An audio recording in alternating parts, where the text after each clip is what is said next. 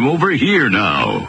Einstein said it long ago. We cannot solve our problems with the same thinking we used when we created them.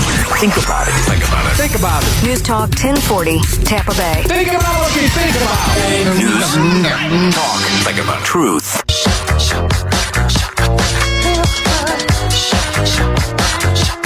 If you're watching the show on Fox Nation, you may have just seen my next guest dunk a basketball. Regardless of whether or not the hoop was a foot off the ground, that's not really relevant to the conversation. The point is it was a sweet jam. Sweet jam. Joining us now to accept her prize as the only participant. She ran unopposed like Graham Platner in the dunk contest. Kennedy's here. Well, that's some tattoo you got. I kid. Good to see you. I didn't even know what it was. Hold on. I love this, though. I said this is so funny. So, you know, last week, and he did what you just said. I didn't know it was a Nazi tattoo. I've been taking off my shirt. No one ever said anything. Okay. Last night, when he actually won, he's like, this race is about redemption and second chances and earning your shot, which is essentially the OJ if I did it. Yeah. Last week he didn't know. This week he wants redemption. So you're saying that the woman who went to the press, who used to work on your campaign, you said that was just someone who was bitter, sour grapes. There was nothing there, you know, with the sexually explicit text to other women while he was married, just got married 3 years ago. Yeah. Like still very much in the honeymoon phase. Tattoo, didn't know what it was. He was in Croatia, drunk with a bunch of Marines. They all got him like, yay, this is fun.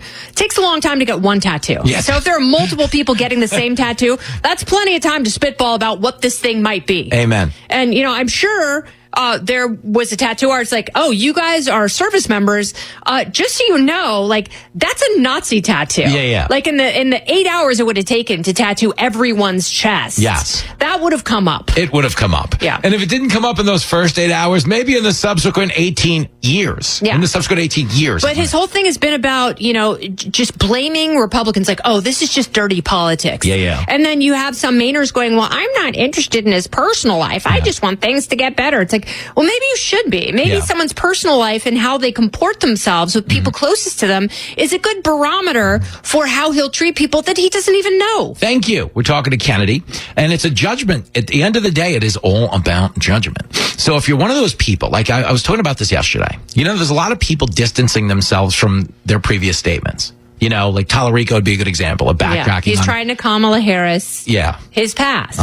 Didn't work well for her. Yeah. Because you have to run against your own record. He doesn't have that much of a record, but he still has to run against everything. Yes, and he's going to need every one of God's genders to win this election. Well, there are 6 genders. I'm just finding out. And now he's like, hey, you know, I don't want any of the gay stuff, you know. Shouldn't be changing kids' genders, you know, those 2 genders. I'm just over here smoking a brisket, shooting my shotgun. Those are both euphemisms in Talarico. When can I get a corn dog in my mouth? Am I right? What I wouldn't do for a set of boobs. Oh, man. Oh, boy. Oh, man. I'm talking about him, not me. I have a pair. Kennedy is in studio. It's the dumbest time there's ever been to be alive. I saw you on Outnumbered earlier today talking about the Palisades fires. Now, that one's interesting to me because they're trying a man for arson in the Palisades. Yeah. But I was told the fire was caused by someone named climate change. Yes, and that was Jimmy Kimmel's big thing. That was his big refutation of Spencer Pratt's mayoral run is he doesn't even believe in climate change. And it's like, climate change didn't cause the Palisades fire. Yeah. Thank you. It was, as usual in the state of California, very bad brush management and, you know, creating the recipe for absolute unimaginable disaster. Yes. And, you know, he's also like, he didn't even have private insurance. None of my neighbors did. Yeah. I have some fancy pants neighbors. They didn't have private insurance because they couldn't get private insurance because their insurance companies dropped everyone. Yeah. Because of the politics in the state of California. And now the insurance companies are just running roughshod over anyone who did have insurance. And forget Spencer Pratt now, because as I was saying, Nithya Raman made a huge comeback. And if only her voters were... Wow, second chances, huh? If only her voters were alive to see it. If only her voters had homes where they could go and receive those ballots. You can't get mad at people for burning down your house if everybody who votes doesn't have one. And that's essentially what it looks like. I was listening to that report. The California Post, I believe, was the first one to post a Skid Row expose of people saying that they were paid to register. Yeah, and then they had video of a woman going and offering money. And she pled guilty, by the way. To sign up voters. It's like, maybe that was just a drop in the bucket for the rainstorm of Democratic socialists who were canvassing Skid Row. So, maybe there's a reason they're not really tackling the homeless problem, especially in downtown LA, because they need those bodies. Yeah, they matter. You register 93 people to one address. That's critical, and they're turning them out. And that is the biggest scam of right now, is everybody keeps doing the old, well, you don't have any proof that something was going on. But we have a woman who pled guilty, okay, just because no one else wants to acknowledge it. And again, I don't know the legitimacy in terms of this outcome. I just do know that traditionally, if a contestant cries on election night and says to her voters, her supporters, and her family that, she hopes she didn't let them down, she was fighting for the right stuff, she believed she lost. Yes. Nithya Raman did not leave that stage last week thinking, like, we got this. Yeah.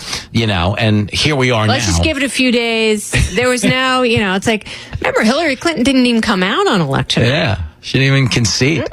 Remember, they sent everybody home? And she told Joe Biden.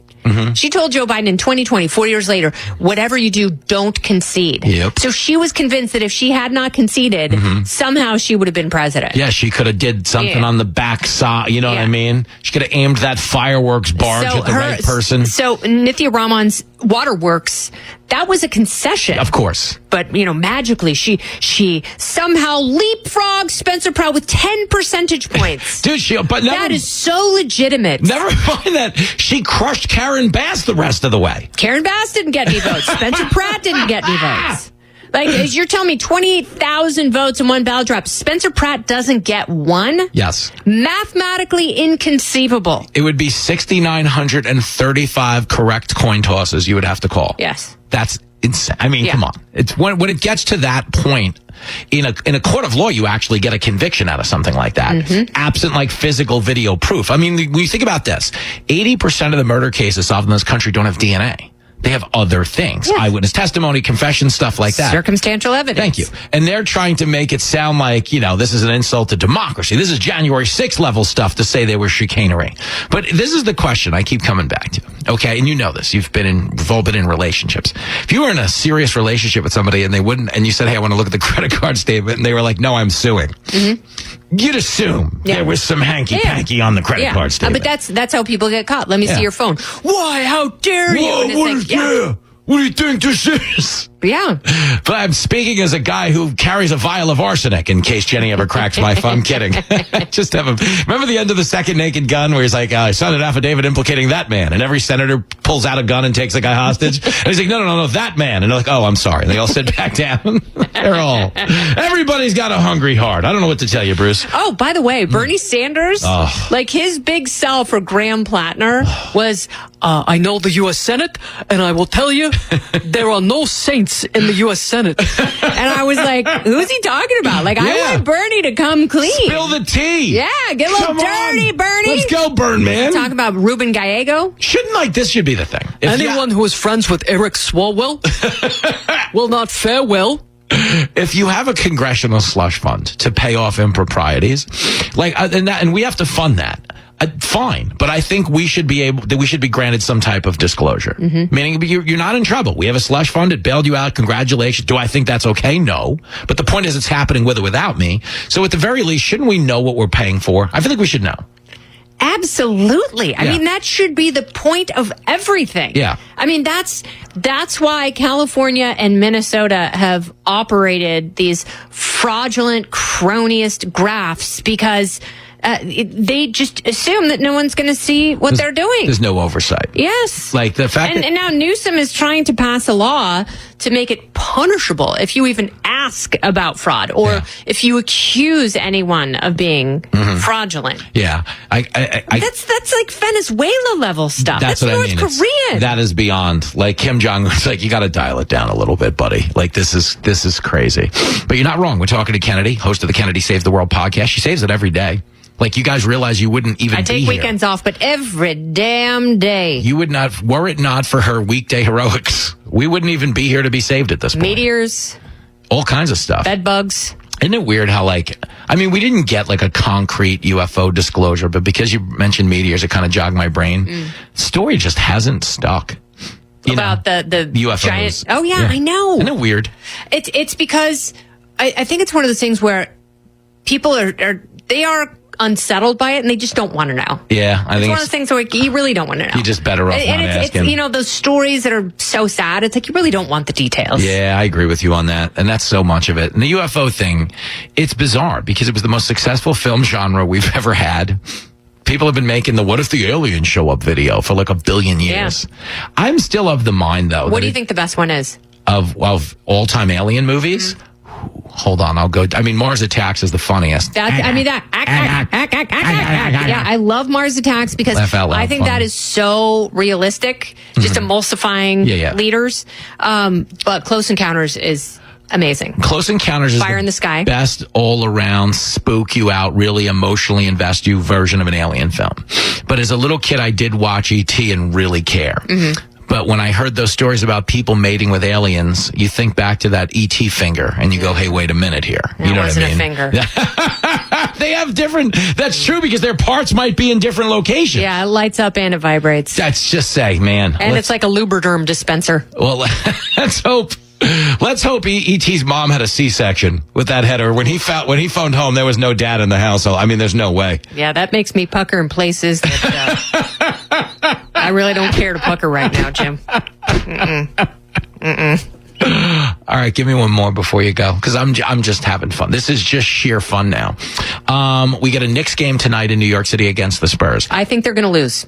You do. Mikey thinks the same thing. Yeah, Mikey thinks Wemby turned it around. Okay, I think what happened, Wemby kind of turned around. Wemby's now a dirty player. Yeah, you saw that. He got tough. Wemby made his heel turn because Wemby looked like a toddler games 1 and 2. I mean, he looked like someone who was so overcome by his own fears. He's not a championship caliber player. You know, he's not LeBron. He's not Michael Jordan, whatever you want to say. He looked bad. Game 3, he made a heel turn, playing dirty, slapping Jalen Brunson in the face. Jalen Brunson's rhythm was completely off. The Knicks were ready to sweep because it's like that's all they know how to do now. Yep. Is win, win, win, win, win. 13 in a row. And yes. And when they lost that game, like, I think that might have sent them into procession. That might have thrown them off of their axis. And they are spinning and wobbling. And if they lose tonight, they're losing the whole thing. If they lose tonight, right? Let's assume they lose the whole series. After winning 13 in a row, being up 2-0, coming home in the finals, there's a lot of people who need help in their lives that will blame Donald Trump for this for the rest of eternity. You can blame Donald Trump for Game 3. The curse of the Trumpino. Don't. No. I don't. You can't. And it's like, you know, if we're going to give Wemby a hard time, we give everyone a hard time. Yeah. Like, you learn how to play your game in that moment. You cannot be distracted by anything external. There were not Secret Service agents on the court. It was not the Naked Gun. No. Apparently the umpires have Simmons in a rundown. The officiating was crap. Garbage. There's no doubt about that. And I do believe that officials are given more pressure to extend the series. I would believe that because the ratings right now are up 90% year over year. Yeah. And every one of these games is worth $1 billion. Absolutely. Why wouldn't you want these markets playing to at least a game 6? And that's funny that you say that because all of the look the other way has happened on behalf of the Spurs, the team that need to get back into the series. Absolutely. So it's a good point. I mean, there's a guy from the NBA outside the studio with a gun and a silencer right now. I don't know what he must want an autograph from one of us is my assumption. Yeah, he's got some sort of a looks hood. Suspiciously like Adam Silver for some reason. I guess he's a fan of Fox. I don't know what to tell you. Like Mr. Robinson, he had 64 confirmed kills in Vietnam. I love when you tell that story. Yeah, he's an assassin. Kennedy says Fred Robinson had 64 confirmed kills in Vietnam. It's one of my all-time favorites. Listen, I know you got a world to go save. I just hope we don't need to save you because of this NBA tell-all you've just dished. Let's hope that viral video we filmed with Emily Campagno during the commercial break will ingratiate us to our NBA overlords. Yeah, I hope it doesn't mysteriously disappear. Like some doctor who knew a thing or two about UFOs. Sports industrial surveillance complex. We all know it's out there. Good stuff. Back after this. You're listening to the host who won't back down. He is white, but he can fight. Fox Across America with Jimmy Failla. You're listening to Fox Across America with Jimmy Failla. Stay informed with news at the top and bottom of every hour. News, information, and talk. News Talk 1040 WHBO.